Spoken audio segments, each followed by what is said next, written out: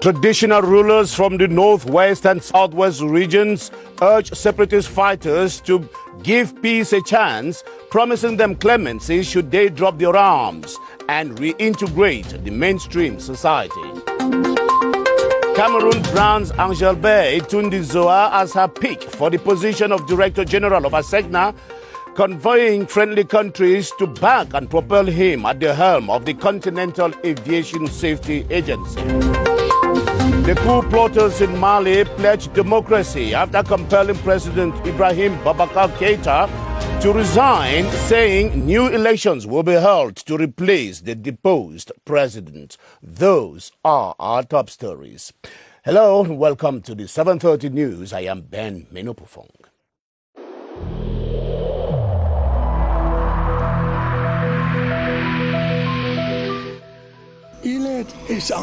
Each of us must comply with the measures that have been taken.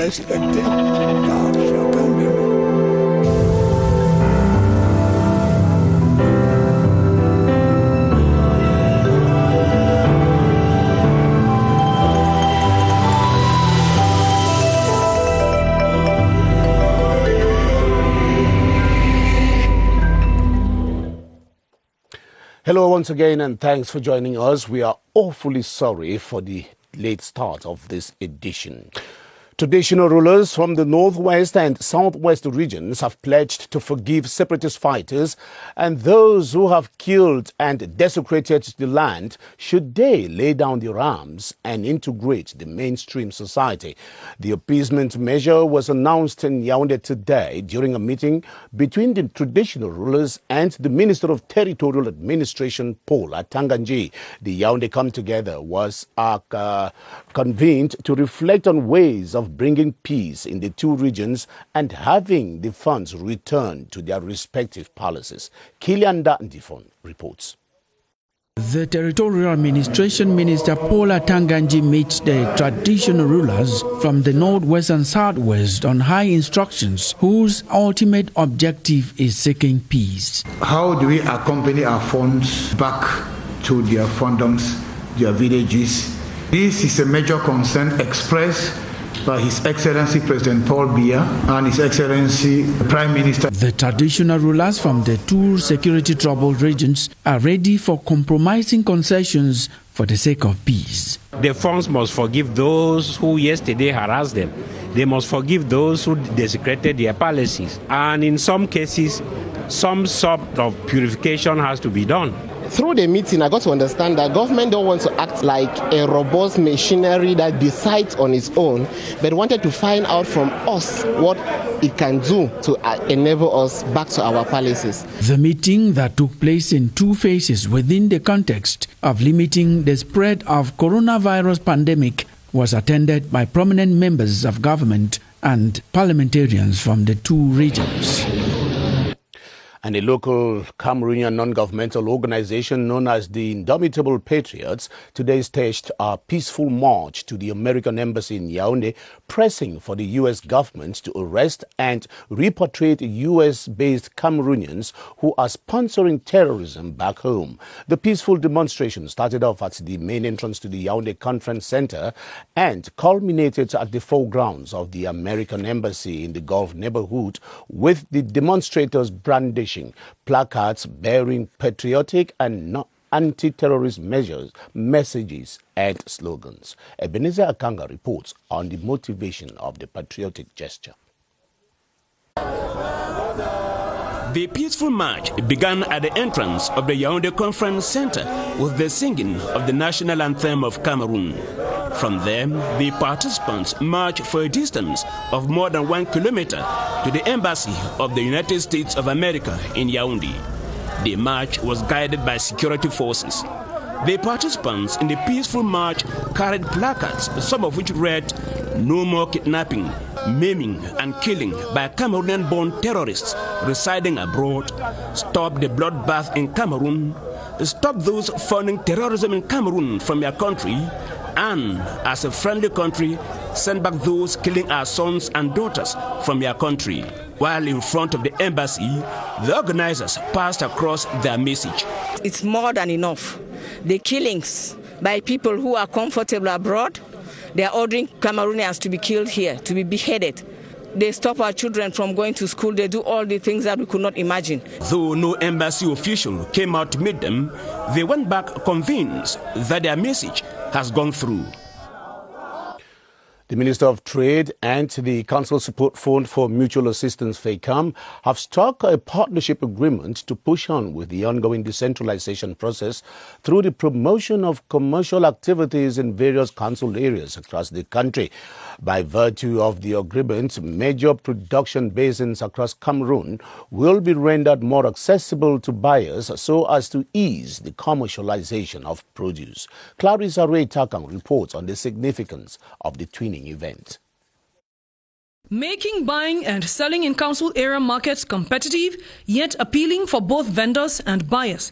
An ambition officials confess is achievable, but in need of various forms of resources. This is the basis of the agreement entered into by the Ministry of Trade and the Council Support Fund for Mutual Assistance. The idea is to fast-track decentralization through the promotion of commercial activities in different localities nationwide. The point of interest is to put in place a network which will encourage local production. To be able to organize, to share our expertise in organization of local trade exhibition. The other hand is also to allow us, to implement the market construction, market equipment management project. The assistance to be granted municipal authorities is expected to enable them better manage the market they will be called upon to oversee. The Parliamentary Network for the Promotion of Entrepreneurship is communing with council authorities in the Central Region to press for policies that will enable the entrepreneurial ecosystem in Cameroon thrive. During the debates today at the premises of the Yaoundé 1 Council, the network's president, Honorable Roger Melingi, underscored the need for concerted action to promote the training and financing of small-scale business ventures in the country. Esther Kmer reports. Working for the empowerment of young people through entrepreneurship is the commitment taken by members of the Parliamentary Network for the Promotion of Entrepreneurship, liaison with municipal authorities. The mayor and the member of parliament may or have to work together so that they give more opportunities for entrepreneurship really to grow. The mayor of Yaoundé 1, Jean-Marie Abouna, admits the challenge is huge as a deficit in training and insufficient financing of small-scale ventures are decried. Poor communication of the programs designed by governments to enable the entrepreneurial ecosystem in the country thrive is also to blame. Together, we can find solution for the problem of employment and financial resources. With experiences from the councils of Yaoundé 1 and 7, Obala, Ezeka, Ngomjap, and Mesondo shared, the participants agreed that fast-tracking the decentralization process will check youth unemployment and guarantee the survival of local enterprises. The government of Cameroon is envisioning to adopt measures including tax relief that will go a long way in boosting the country's pharmaceutical industry. The information was made public in Yaoundé today by the Minister of Mines, Industry and Technological Development, Gabriel Ndodondoke, as he went visiting some pharmaceutical industries implanted in the nation's capital. We have details with Ewane Epole.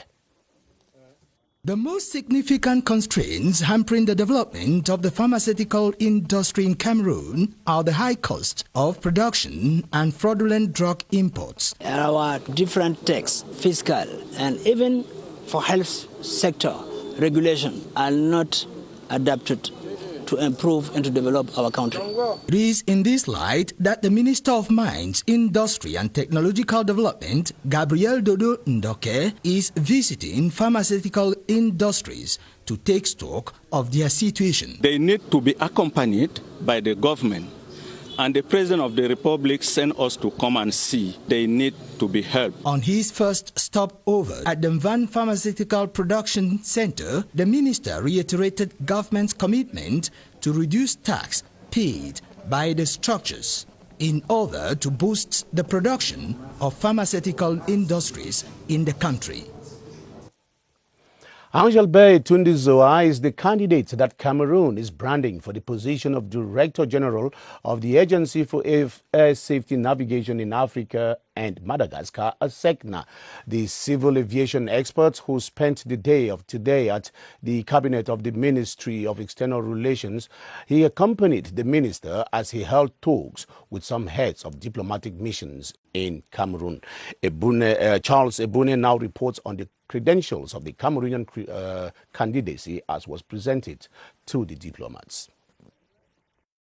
All the heavyweights of the country's aviation domain are here at the conference hall of the Ministry of External Relations. Transport Minister Jean-Ernest Massenangale Bibehe, accompanied by the Director General of the Cameroon Civil Aviation Authority, Koki Paul Asumu, to meet with the country's diplomatic establishment to defend this man, Etundi Anglebezoa, as candidature for the post of Director General of the Agency for Air Safety Navigation in Africa and Madagascar. 2 audiences are granted to the ambassadors of Congo and Equatorial Guinea, all member states of the above 60 years old organization. Today's meetings with member states to support Cameroon, whose candidates totals plus 30 years of experience in the aviation sector, is one in a series. The ferry over the River Nyong in the locality of Malumbo in Makak subdivision of the Central region that got sunk and got destroyed in 2016 has been repaired and will soon go operational.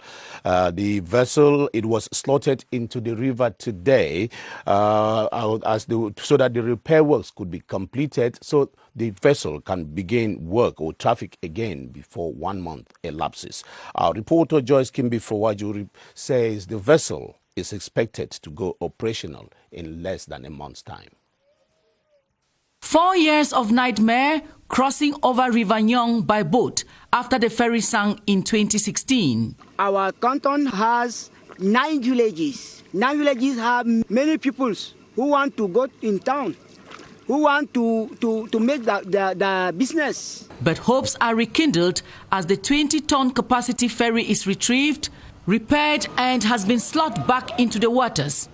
The ferry maintaining company, under the supervision of the Ministry of Public Works, announces its functionality soon. From instructions given by the Minister of Public Works, the project owner, in a month's time, it will be done. And the difficulties for this long delay had been because when the enterprise, were awarded the contract, before we reached this present site, water had displaced the ferry about 15 kilometers.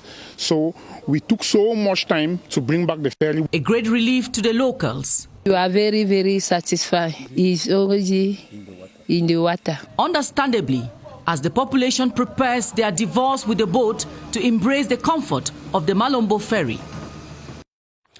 Chapter 3 of our running series on the illegal forest exploitation in the Sanaga Maritime Division focuses tonight on measures taken by the administrative and municipal authorities to curb the practice. Regional officials of Forestry and Wildlife for the Littoral say several cubic meters of wood have already been impounded, while presumed culprits are answering charges at the level of judicial institutions of the country. Alphonse Abongwa Achu reports on these remedial measures.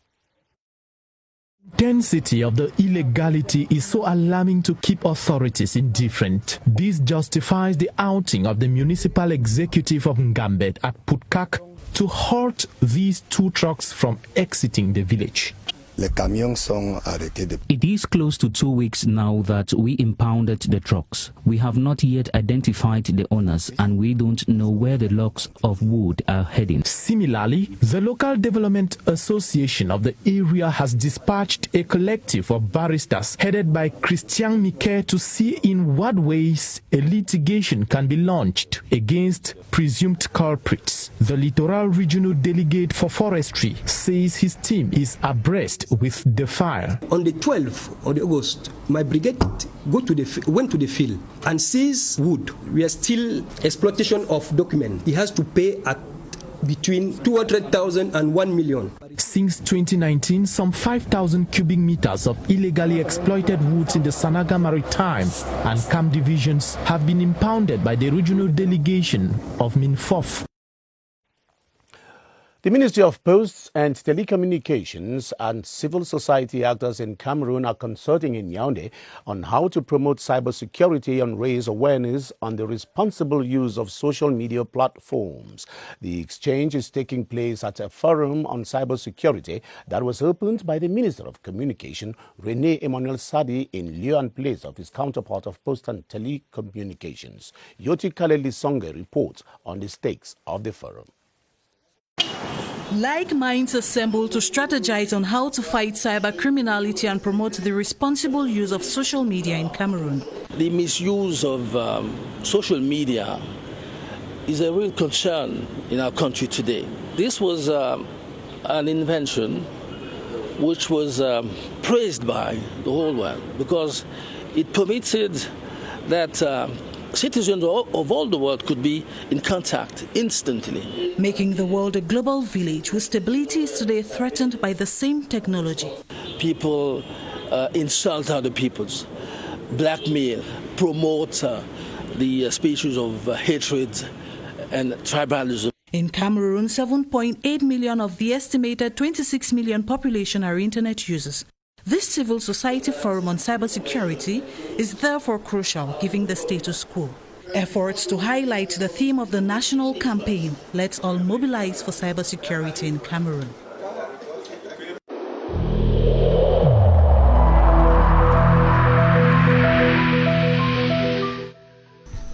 The wearing of face masks in public places will be mandatory until further notice.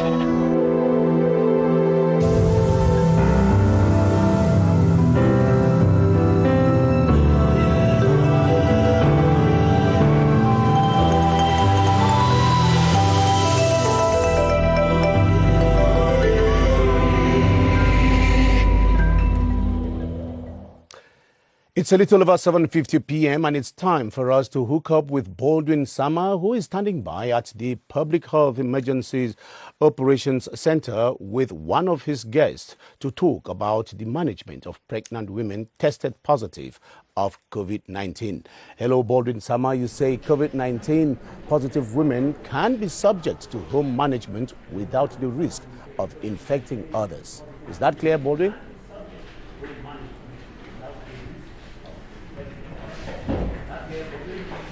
Good evening to you, Ben Menopufong, and welcome. It is a delicate situation to manage pregnant women who are symptomatic as far as COVID-19 is concerned, manage them at home. Equally, it becomes quite complicated to manage pregnant women, those who have been tested positive for COVID-19 when they are at home. That is what we shall be discussing with our guests this evening, given that in Cameroon so far, 72 pregnant women have been tested positive for COVID-19. Fortunately enough, none of them has died of COVID-19. Our guest tonight is Dr. Philemon Semawe. He is a gynecologist. Good evening, doctor. Good evening, Baldwin. Tell us, how possible is it to manage pregnant women who are symptomatic as far as COVID-19 is concerned at home? Now, pregnant women that are symptomatic women in this category, manage comfortably at home with the national protocol stipulated by the state. And this protocol stipulates the use of hydroxychloroquine, azithromycin, zinc, and low-dose aspirin. These pregnant women could equally be boosted. Their immune system could be boosted by the use of multivitamins. And they need to space out their visits. Their antenatal consultations will be spaced out. Same still, these pregnant women, once they present with mild symptoms like fever, it could be treated with antipyretics. If they present symptoms with cough, they can be treated with expectorants. They need to inform their health provider if in case the symptoms exacerbate, and at the same time inform the health provider if in case the symptoms becomes so severe, so that they can prepare a conducive environment in the health facility to receive them. And finally, Doc, the same conditions apply for those pregnant women tested positive this time around for COVID-19? Those who present with symptoms of the COVID-19 are integrated into the recognized centers presented by the state. and they are equally placed on the national protocol, as earlier mentioned. And once they recover, they're equally managed as asymptomatic pregnant women, as mentioned above.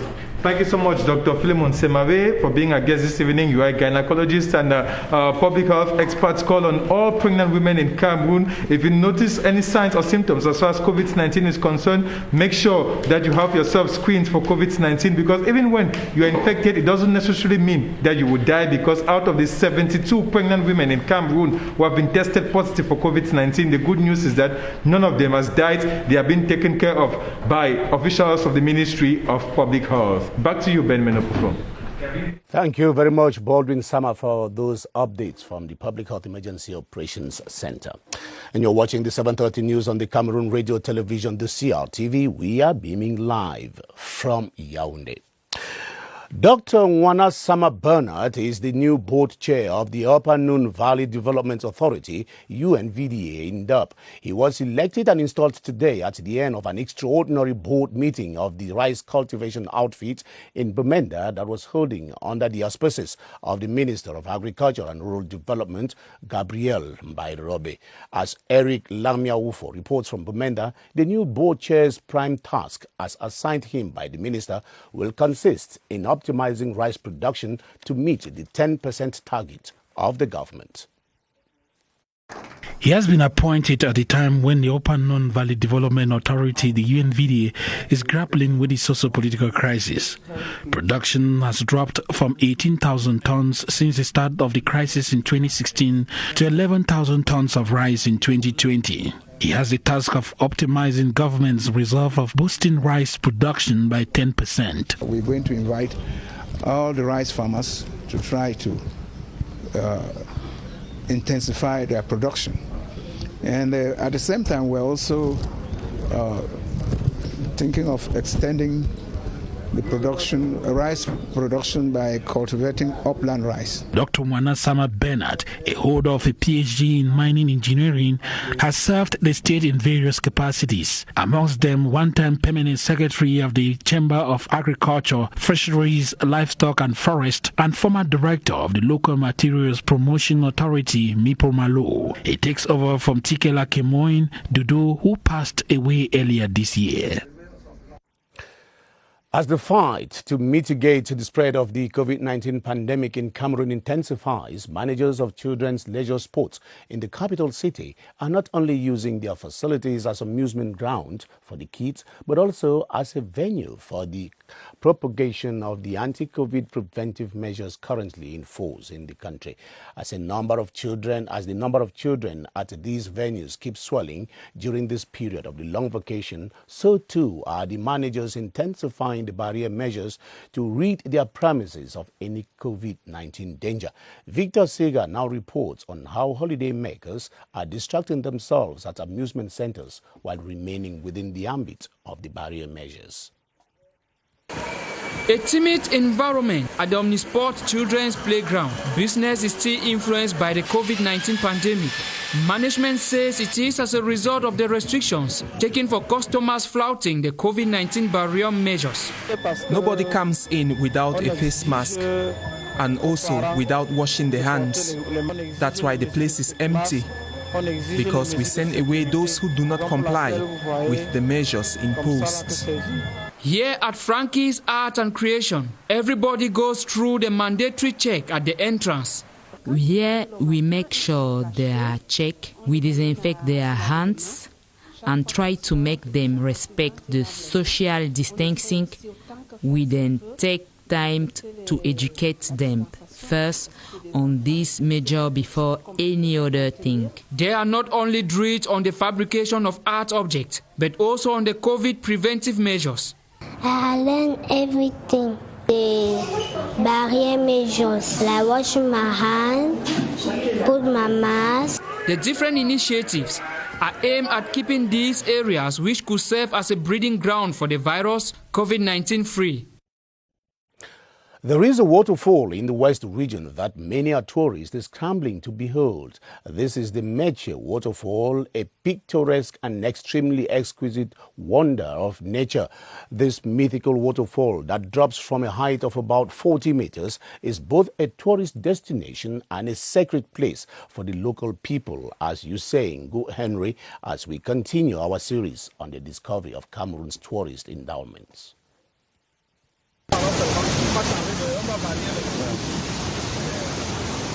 It is one of the touristic destinations the West region can boast of. The Meche waterfall is situated in Bamungum in the Bafoussam 3 subdivision along the Bafoussam-Bamenda highway. Water falls from a height of 40 meters. It is not only a touristic destination but a shrine for the people here. The Meche waterfall occupies a very big place in our culture and tradition. It is not only a touristic site, but a sacred place. Here, you'll find tourists from all over the country and beyond. People equally come for cleansing. He says the Meche waterfall dates back to the 1960s. During the independence war in the 60s, many people were thrown in this waterfall and most of them perished. Whenever you come visiting the West region, do not hesitate to make a trip to the Meche waterfall. Behind me, situated along the Bafoussam-Buda road, is just one of the touristic sites the West region can boast of. Ngo Henry for the news in Meche. And that's where we leave it for tonight. Thanks for watching. Bye-bye.